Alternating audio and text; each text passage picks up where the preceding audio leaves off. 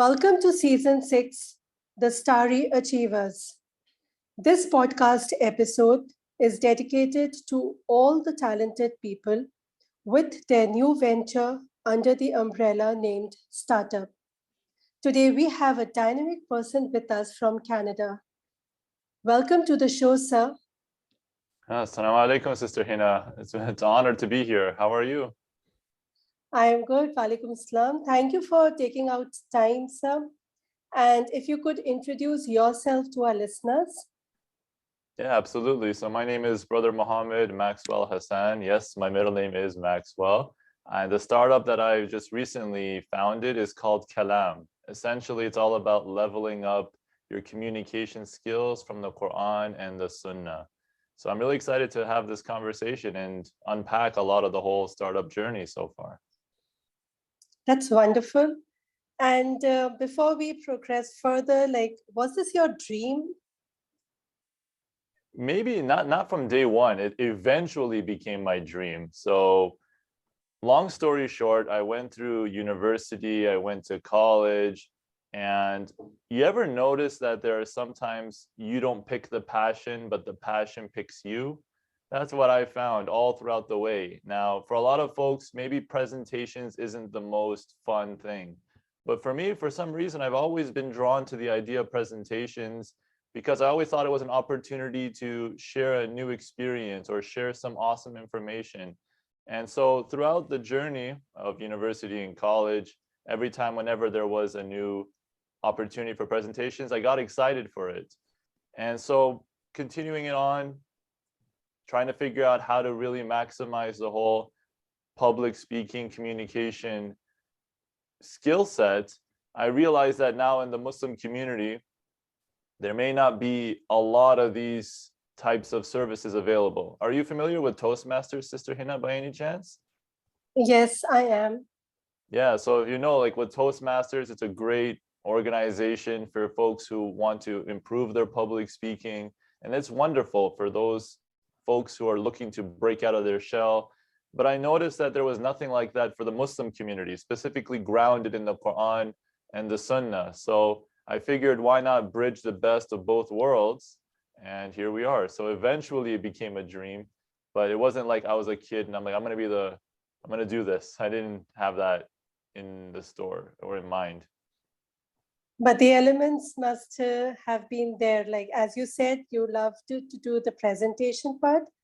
So it's like then channelizing those presentation into something which is executable. Absolutely, yeah. It's like those little pieces that put together. Like I remember recently I was watching this YouTube video of Steve Jobs. And Steve Jobs, he gave this lecture at Stanford University. And one of the things that he mentioned was connecting the dots backwards. Sometimes you don't know, you can't anticipate. For some, yes, maybe from day one, they knew what they wanted to do. They wanted to be the doctor. They wanted to be such and such. Some people have that foresight. But oftentimes, you know, when you look back at your experience, connecting the dots backwards, that's when you start to realize, oh, this is what it's been good at, or this is what I've always been meant to do all along. So Hamza, I've been very fortunate. You can say I was a little bit of a late bloomer. However, it's always good to, when you finally find your place or you finally find that thing that you really, really enjoy, you won't change it for anything in the world. That's interesting because when you are back tracing the dot part, okay, at what point or what was that particular time wherein you had that notion, okay, I am going to do this startup? Okay, yes. Now hindsight is 2020, as they say. You look back and you say, oh, you know, this was a particular moment. For me, because now with the pandemic situation, it's an unfortunate time. You know, it's a blessing and a curse, right? In the sense that it could be a blessing. It's a new beginning, new chapters, new opportunities, new things that you've always wanted to do, but you never had the chance to. So now it's the perfect time to seize that moment. And at the same time, it could be problematic. There are plenty of people who are suffering due to this, and may Allah subhanahu wa ta'ala alleviate the pain and suffering for those who are undergoing, let's say job loss, and even more importantly, the health for those who've been affected by COVID-19. So I can't say there was a specific moment per se in terms of when I was like, all right, let's jump on board. But recently, like I used to work at a school, an Islamic school, and as a program coordinator. Alhamdulillah, things were going, and then eventually got to a point, some personal family circumstances had me to halt that. So then I realized, okay, well, what can I do now? You taking advantage of the tools at our disposal. I mean, right now we're using Zoom. Like I mean, who would have thought someone from Canada can speak to someone in New Delhi, right? All the way in Mumbai. Mm-hmm. I mean, like in Mumbai and in India at this time, Right. like with this ease. So I figured, okay, if not now, if I start looking for another place or doing this and the other, may not be satisfying completely. So then I figured, you know what, I might as well take a chance now. I don't want to look back at my life and say, oh, if I didn't give it a go, I didn't give it a fair shake, I didn't give it a try. So Paul, I would say the pandemic situation and just adding all these things, this thing that just keeps cooking in your mind. Eventually it got to a point where I said, you know what, Spala, if it fails, it fails, but at least I went down swinging. So no regrets and just doing my best, And one more thing, if I may, like I remember Jim Carrey, he's a famous comedian. He was telling the story of one time, well, not one time, like when he was growing up, his father always wanted to be a comedian, always wanted to be a comedian growing up, but instead he decided to put that aside and become an accountant, which he considered to be like a safe job. You think it Right. by safe job means that like, something that will continuously bring you money and stability and, but it wasn't what he really wanted to do with his life. And then as Jim Carrey got older, as a child, his father was let go from that job. So he sacrificed his dream of being a comedian, and instead he wanted to replace that with a safe job. And even in that safe job, he got let go. So then at the end, Jim Carrey said that, one of the biggest lessons I learned from that was that you could fail at what you can always fail in life. So you might as well take a chance doing something that you love.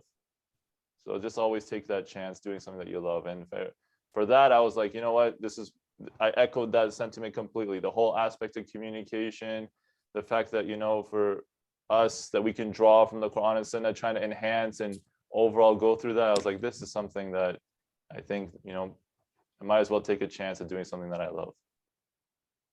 That's wonderful. And it's so, relatable also, as you started off, like, highlighting the pandemic part. Yes, there had been very difficult and testing times for many. It is a big challenge for the government also and for the people, and a completely new scenario. But the other side is also that people have actually, found out their own, let's say that that hidden element in them, and that has surfaced. So Yeah, it's like a blessing in disguise also for many people, wherein they found out, okay, they had this skill also. So Paula, that's interesting. And as well, even let's just say putting aside the job or that whole idea for a moment, like even amongst families, it's unfortunate as well because when everyone was in lockdown at that point, I'm sure if you remember, I don't know if it's the same in India. Are they in lockdown or is still things have slowly opened up and it's not as much as it was like last year? Are things still in Eh, lockdown or things are relatively open nowadays? Things are relatively open. Right. So remember last Yeah. year when everyone was kind of like stay home and just, in that case, Spal, you're spending more and more time with your family and friends or whoever that you were with, and it exposed a lot of stuff. When you're spending that much amount of time with your family members, it's sometimes, even with relationships, it can expose cracks in the relationship. Maybe you find Uh, out that because you've been out, let's say 8 hours a day, coming home, you didn't have to spend that much time. Now, when you're 24 hours in the same house, then you realize, wait a minute, like time after time, day after day, then you start to realize maybe I don't have as many things in common with this person, or maybe we do have all these little bickering back and forth, and the little things start to add up. So in a way, you're right, like in terms of the blessing in disguise, that some folks can just look at their life in a new direction and say, hey, you know what, I didn't know that I had this hidden talent or that I was wanting to pursue this, which is great. But on the other side as well, it's another way to expose a lot of the cracks. And that's why I think nowadays they call this term, you know how in the back in the 30s there was the Great Depression in history. Nowadays, now they call it, as far as I know, the term that's coined around or tossed around is called the Great Resignation, right? People are leaving Yeah, their jobs in droves. And so people, when they rediscover, when they find their priorities, like, am I just a hamster in a wheel, always just going through life, going through this and the other? Then they find out maybe their managers didn't have their back as much as they thought they did. Or, you know, maybe they realize, oh, I mean, is money really the end goal here? So yes, it does open a lot of doors and opens a lot of things. And we're a part of history. That's the thing people maybe don't realize. People will look back at our time and say, you know, what was it like when the pandemic first hit and that people had to run and get toilet paper from the stores, right? The rush of that. So we're part of that history. absolutely. And we all have, you know, just grace those moments with it, with a pinch of salt, actually. Yeah. And the qualities that you have actually imbibed and progressed again is around the communication strategies and the skills and giving it a shape in the form of your own organization.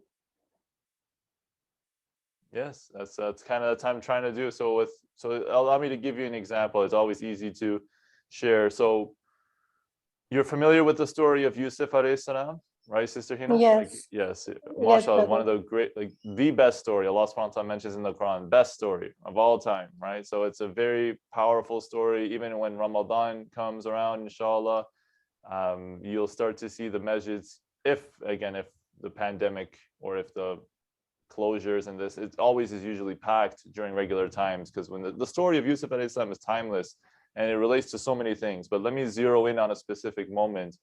um, this is after Yusuf alayhi salam was tossed in jail. He was falsely accused of a crime he didn't commit, and now he's talking to Al-Aziz, right? And you could say the king, the minister, the one in charge of Egypt at that time.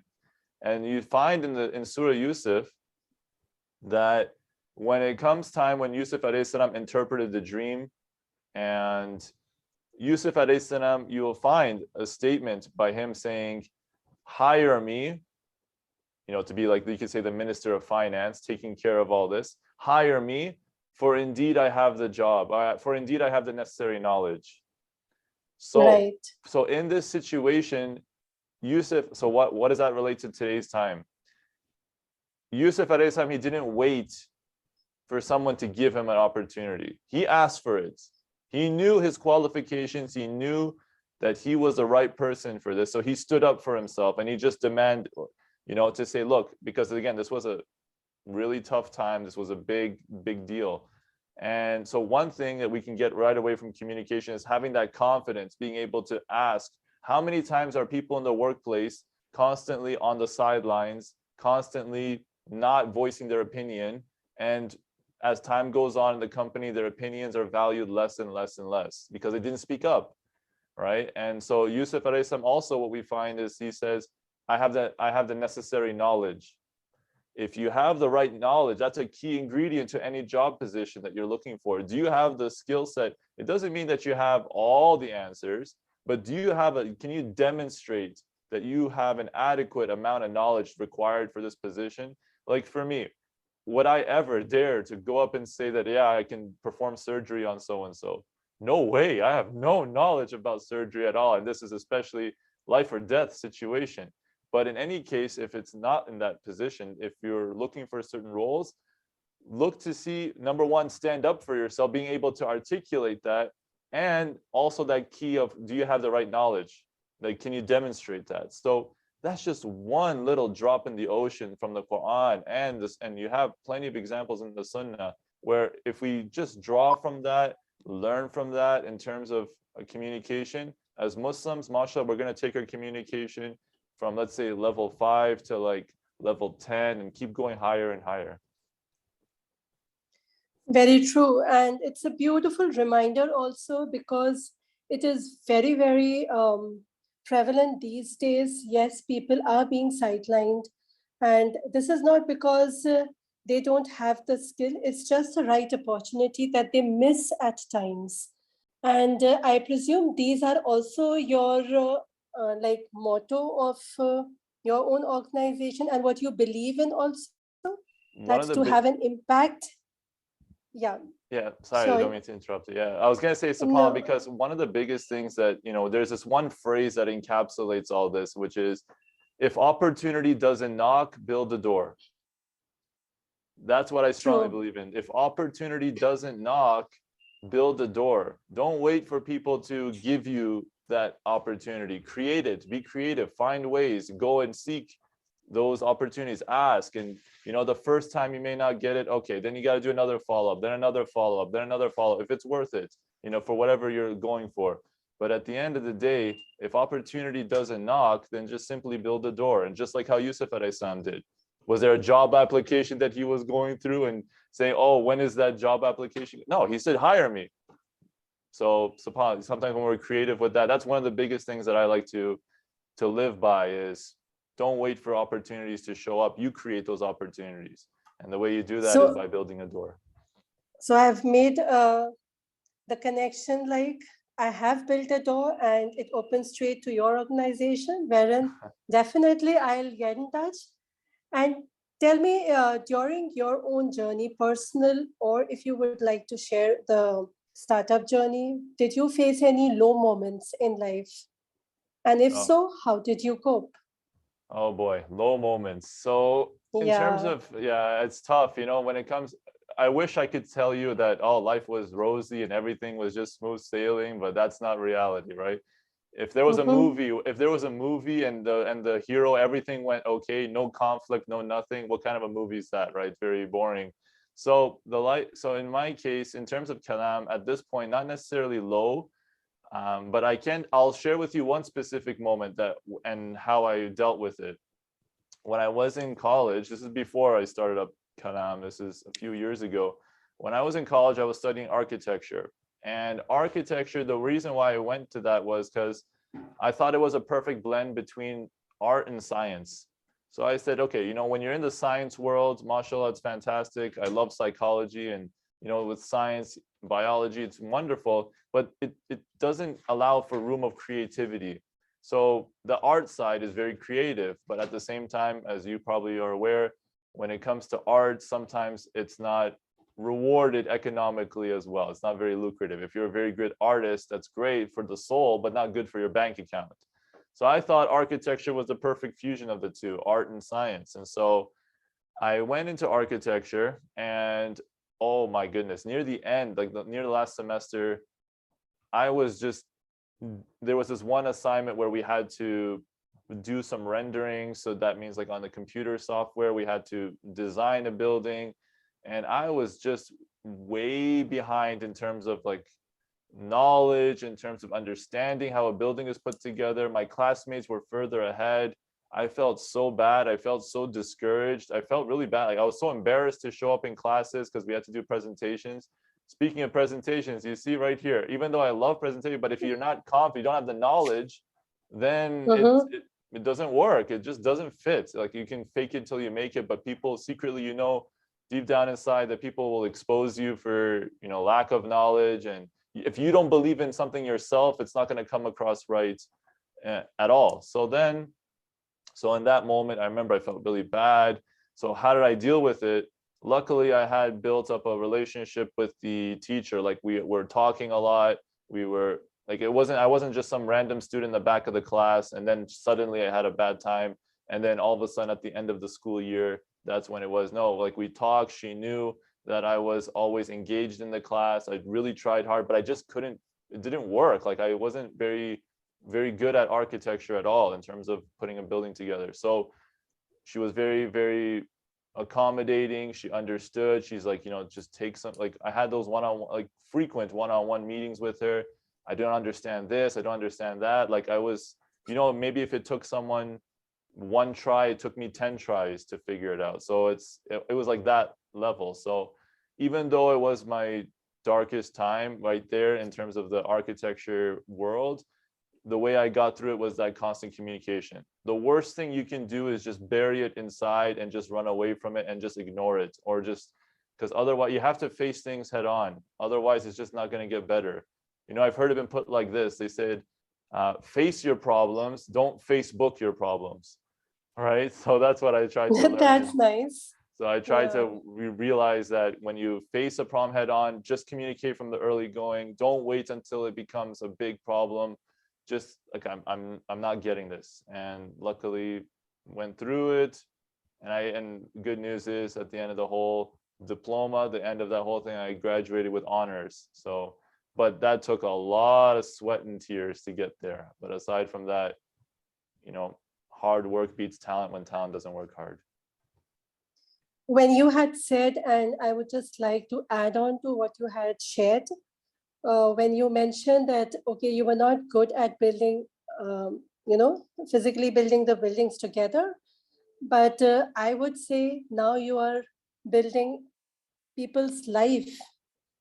And it's only possible because of the communication that you had mentioned, that one should speak up when it's necessary and at the right time also.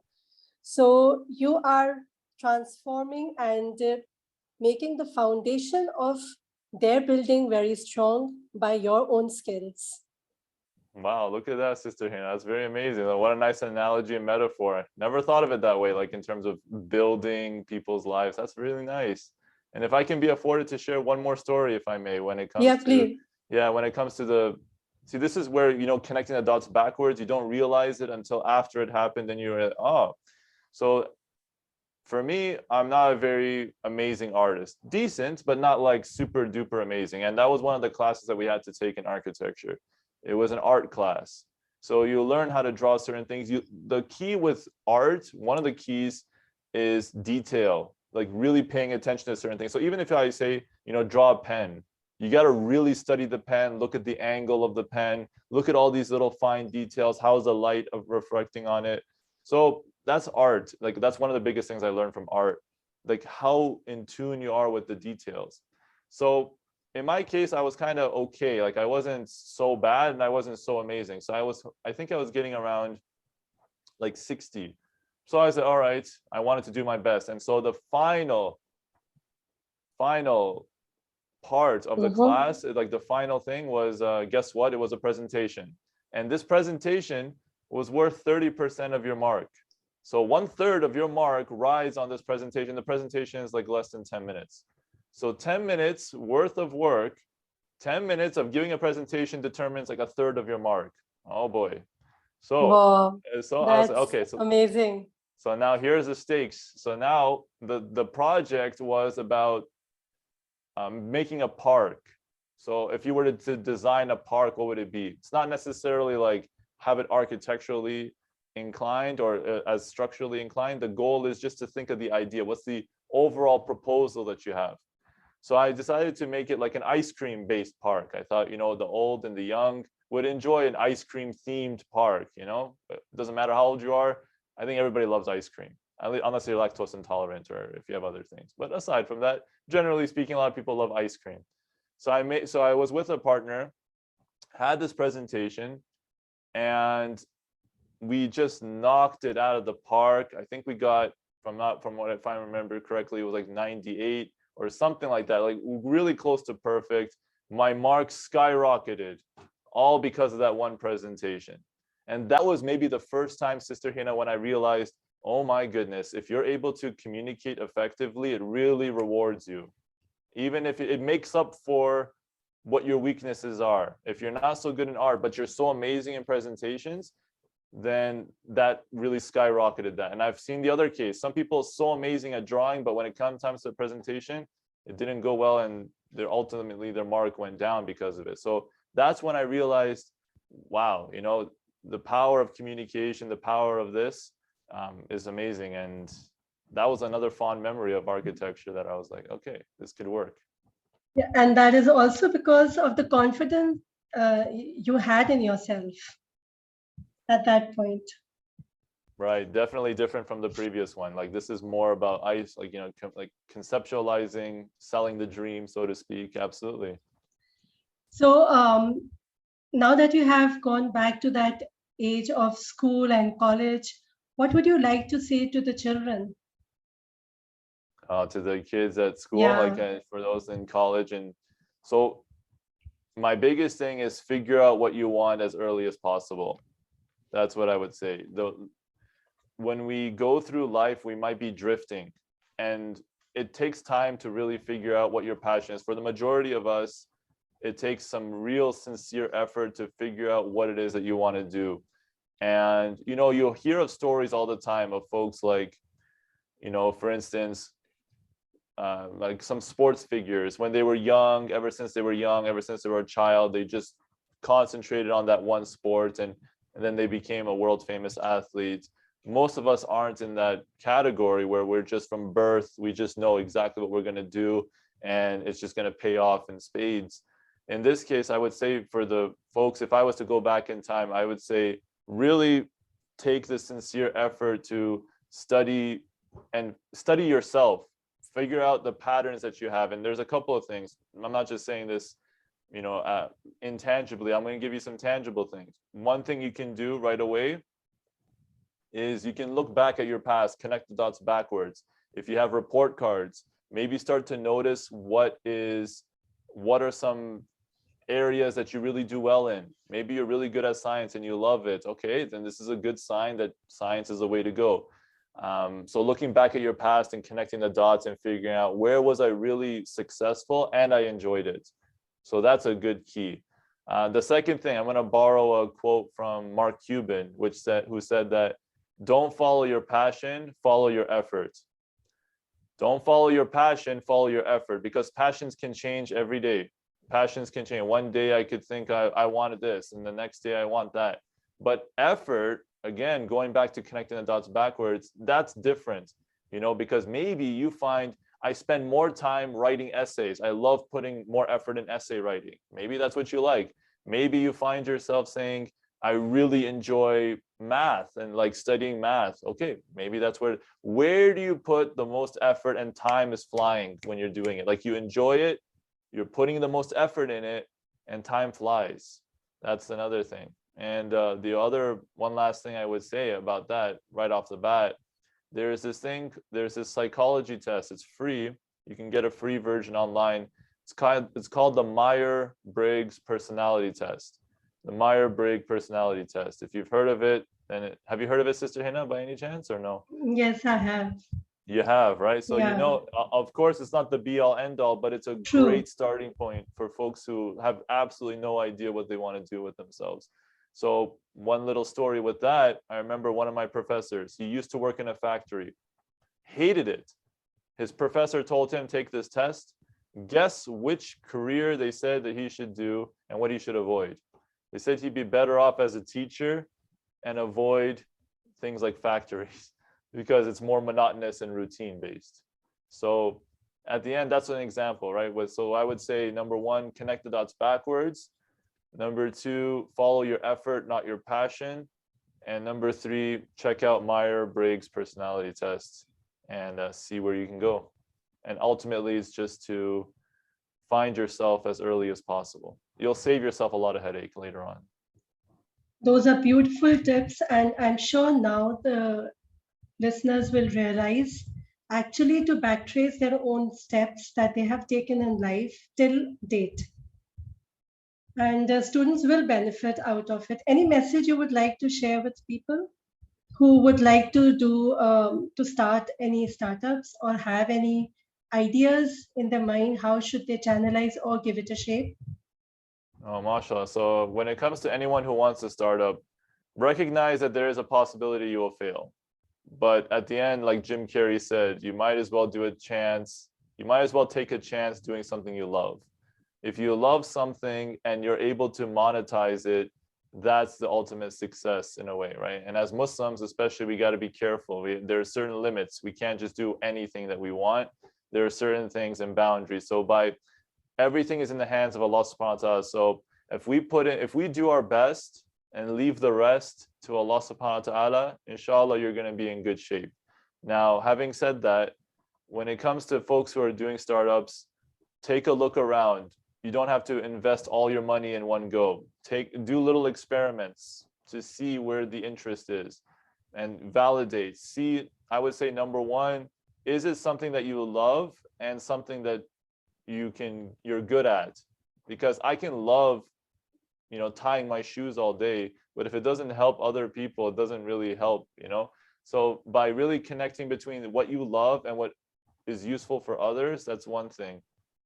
And the other thing as well, take a chance at doing something that you love. If you truly love what you're doing, like you enjoy it. By love, what does that mean? I'm not saying you're going to marry your job, but I'm saying that if you wake up in the morning, and even though you don't get paid doing this, are you still okay with that? That's a good sign to say, all right, this is a good thing. Now imagine you doing that thing and you get paid. How cool would that be? Right? So that's the idea. So I would say, give it a go. You don't want to live your life with regrets. The worst, people on their deathbed, they don't say the things that they wish they don't say the things that they did. Unfortunately, many of them say they say the things they wish they did. Mm-hmm. And we don't want to live through life with regrets. And give it a go. If it doesn't work out, khair, Allah subhanahu wa ta'ala has a plan for you. And at the end of the day, just do your best and leave the rest to Allah subhanahu wa ta'ala.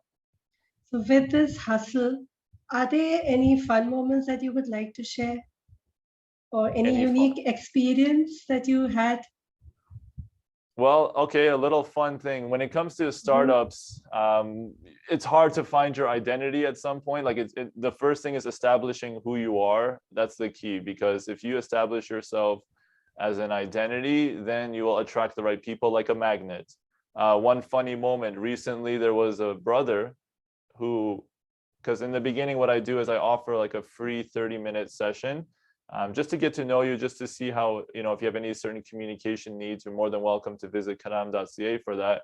And recently there was a brother who reached out, booked an appointment, and what he wanted to talk about was tax strategies. And I was telling him, I was like, I don't know if I'm not the right guy for this. Are you sure you're in the right place? Like this isn't, Right. I'm not a tax expert. So that's the funny thing. When you're starting up, you're going to tweak your identity. When you find it, oh man, it's going to be like when you find that identity and you find that, the right people will come into your life, inshallah. Just be strong, swim upstream. There's going to be people who will tear you down. It's just natural. Rasul Sallallahu was not exempted from the, who are we? If Rasul Sallallahu, the best of the best, he's the kindest, the greatest, he's the mercy to humankind. If he had enemies, who are you and I to say that we're not going to have any, pushback?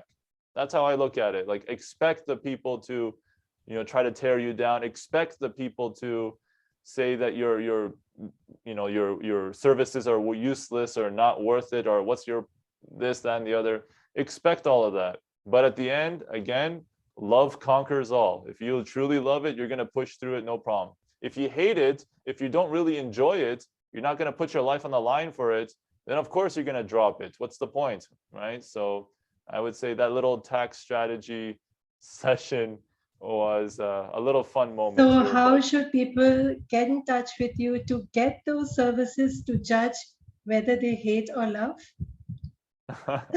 Yeah, for sure. Yeah, again, I'm not. Yeah, that's the thing. Like, it's not for everyone. Again, that's the good thing. How should they connect? Do you have any website? If you could just share. Absolutely. Yeah, for sure. It's called kalam.ca. So KALAM.ca. Kalam.ca. You're more than welcome. I have tons of videos and things, so you can get a sense even before, if you want to just see what my philosophy is like, how I look, and and how I talk, and see how that is. So don't worry, YouTube, people will definitely take the benefit of that 30 minutes free session. Count on me then. MashaAllah, Sister Hina, I appreciate that. So let's see how it goes. And at the end, it's all about investment. When you put you see the value in something, you're gonna invest in it. It's like if you dig for treasure. If you know that there's treasure deep down in the earth, are you gonna dig for it? you know it, so that's the whole idea. When we dig deep into our own selves, you're going to see it's worth it, and you'll see the immediate benefits, inshallah.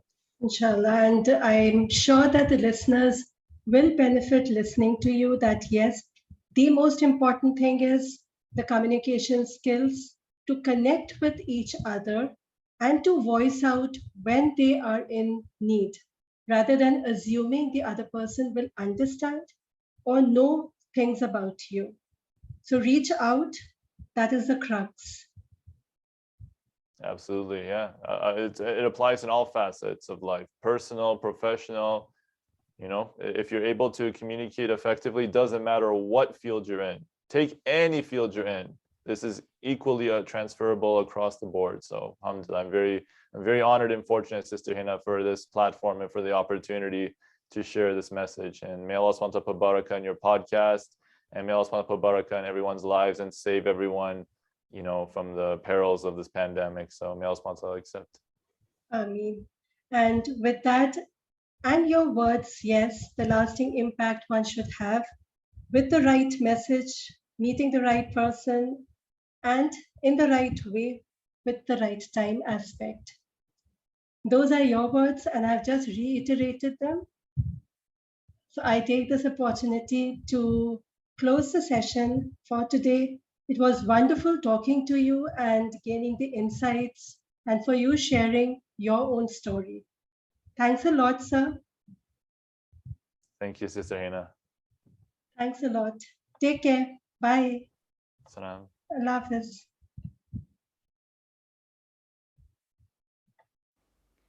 This is Brother Mohammed Maxwel Hasan from Canada. Despite of all the ups and downs, he is doing what he is loving at the moment. The experiences he shared is relatable to each one of us in some way or the other. As he had mentioned, the process of connecting dots backward can reflect one's liking towards a particular skill or subject. We should not ignore the process. He also shared that one must try, give one's best with the right knowledge, and do something which we love. The fear of failing should not stop us at any point of time. If we fail, but there are no regrets. He emphasized that if opportunity doesn't knock, build a door. And he categorically expressed this further by saying that we need to be creative and face our problems head on. It's interesting to listen how he said, face your problems and not Facebook your problems, and how true this is in the current time, wherein social media is a mute form of communication. So take the responsibility and seek out. Opportunities will not come to you. We need to reach out, communicate, collaborate, and be confident in whatever we are doing. His vision is to facilitate or upgrade the quality of communication skills in individuals so that it helps them to face life with confidence and clarity. So, in case if you need to upskill your communication skills, do reach out to him. Figuring out what one wants as early as possible is a key. Observe your passion versus your efforts. The investment that you put in your efforts will take you a long way. With that note, I end the episode. Hoping to see you next week with another guest and their startup story. Till then, take care and be safe. Bye.